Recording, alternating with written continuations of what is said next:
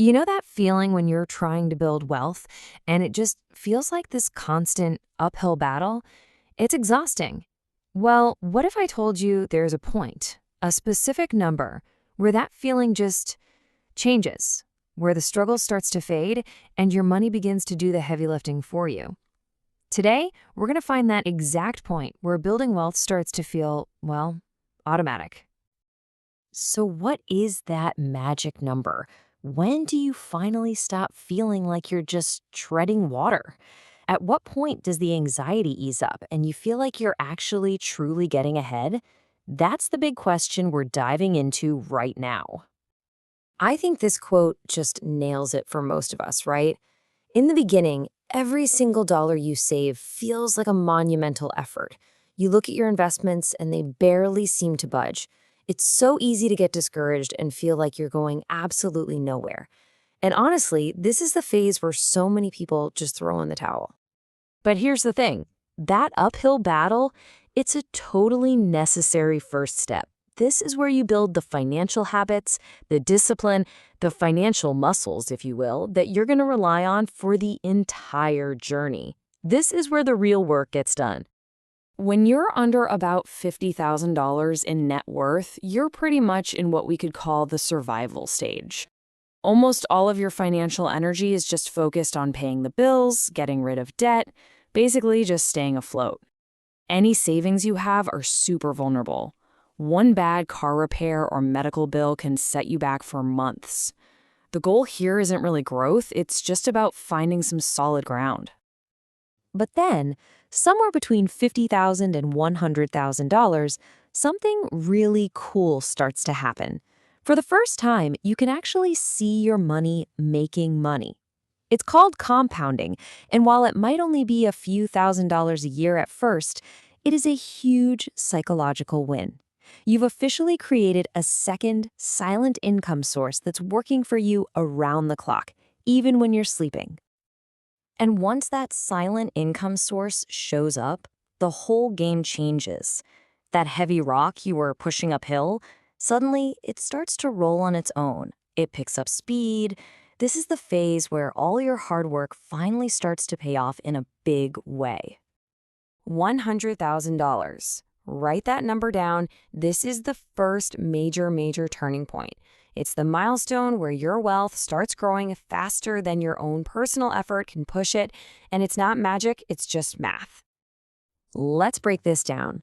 Let's say you get a pretty average 7% return. On 100 grand, that's $7,000 a year. That's almost $600 coming in every single month for doing nothing. This isn't just a number on a spreadsheet anymore. It's a real, tangible income stream. It's like getting a small paycheck you didn't have to work for. And from there, the momentum just snowballs. The next big milestone to aim for is $250,000. And this is where things really start to accelerate. At $250,000, that same 7% return is now generating $17,500 a year. Now stop and think about that. You didn't have to work any harder. You didn't have to get a second job. You just let your assets do their thing. This is the moment you truly understand that your wealth growth is no longer directly tied to how many hours you can work. And all of that leads us right here to the most exciting part of the journey, what we're calling the automatic wealth zone. This is the point where your entire relationship with money, with work, with your life, it all fundamentally changes. The entry ticket to this zone? It's right around $500,000. Because at this level, your investments are now generating so much income that they can start to replace a huge chunk or maybe even all of your salary.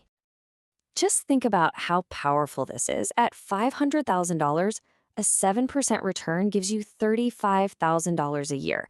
That is nearly the median income for an individual in the US. Your investments alone are now doing the work of an average American's full-time job. Can you imagine how much financial pressure just vanishes? Hitting this level completely flips your financial mindset.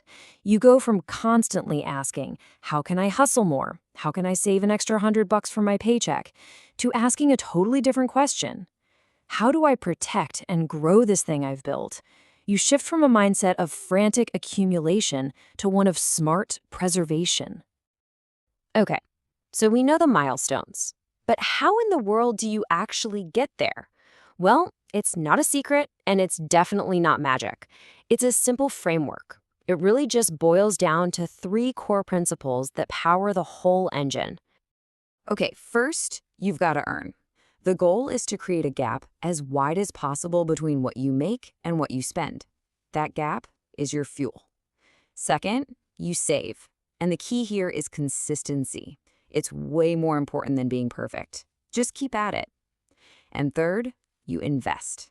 You take that fuel, you put it to work, and you let time and the magic of compounding do the rest of the heavy lifting.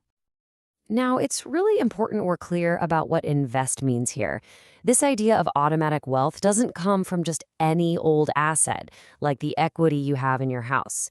It comes specifically from productive assets. We're talking about things that actually generate cash flow. Stocks that pay dividends, bonds that pay interest, rental properties that bring in rent. These are the assets that pay you whether you get out of bed in the morning or not. But at the end of the day, this whole thing isn't really about hitting a specific number in your bank account. The numbers are just markers along the way. The real prize, the actual reason we're doing any of this, is for something so much more valuable than money. And you've got to remember this. You don't just magically arrive at automatic wealth. It becomes automatic because of the habits you built for years to get there. It's the discipline of saving, of investing, of living below your means. That's what makes it possible. And more importantly, that's what makes it last. So when we say automatic, we're not talking about buying yachts. We're talking about a state of true freedom. It means your basic living costs are covered by your investments. It means you are free from that constant nagging financial pressure. It means you can start making choices based on what you want to do, not what you have to do to pay the mortgage. It means work finally becomes a choice, not a requirement. And that choice, that is the real definition of being wealthy. So that brings us to the final and I think most important question of all. Just take a second and really think about it. If you didn't have to work for a paycheck anymore, what would you do with your time? What would you create? Who would you help? What kind of life would you build for yourself? Figuring that out, that's the real reason any of this matters.